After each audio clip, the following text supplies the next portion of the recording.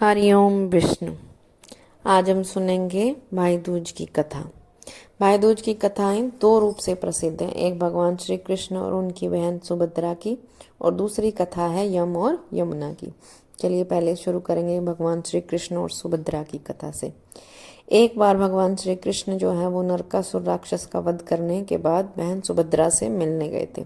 तब सुभद्रा ने उनका स्वागत किया, तिलक किया और अपने भाई का जो है वो बहुत आदर सत्कार किया। भाई बहुत थका हुआ था और इस कहानी से जो है, इस सेवा से उन्हें बहुत ही सम्मान प्राप्त हुआ और आराम प्राप्त हुआ। तो उन्होंने अपनी बहन को वरदान दिया कि जो भी इस बहन इस दिन अपने भाई की सेवा करेगी, भगवान श्री कृष्ण उससे अवश्य ही प्रसन्न होंगे। दूसरी कथा जो है वो यम और यमुना की कथा के रूप में प्रसिद्ध है, जो बहुत ही ज़्यादा प्रसिद्ध है।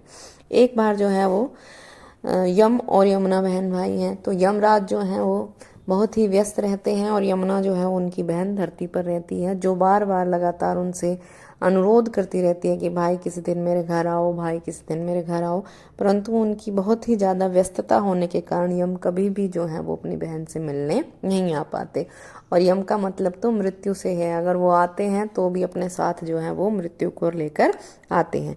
लेकिन इस कथा के अनुसार जब भाई अपनी बहन यमुना से मिलने गए तो उन्होंने जो है अपने भाई का बहुत ही आदर सत्कार किया, और जब उन्होंने इस चीज़ को देखा तो वो बहुत ज़्यादा प्रसन्न हुए और उन्होंने अपनी बहन से एक वरदान मांगने के लिए कहा।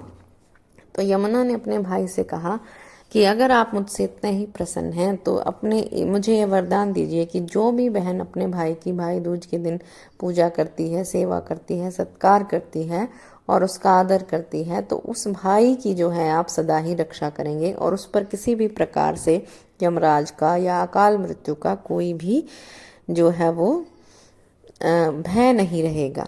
और इन दोनों ही कथाओं से हमने सीखा कि भाई और बहन का प्रेम सदा ही सत्य रहा है, सदा ही अटूट रहा है। भाई सदा ही बहन की रक्षा करते हैं, उनसे सत्कार की आशा रखते हैं, और बहन जो है वो पूर्ण प्रयत्नों से अपनी बहन भाई की सेवा करती है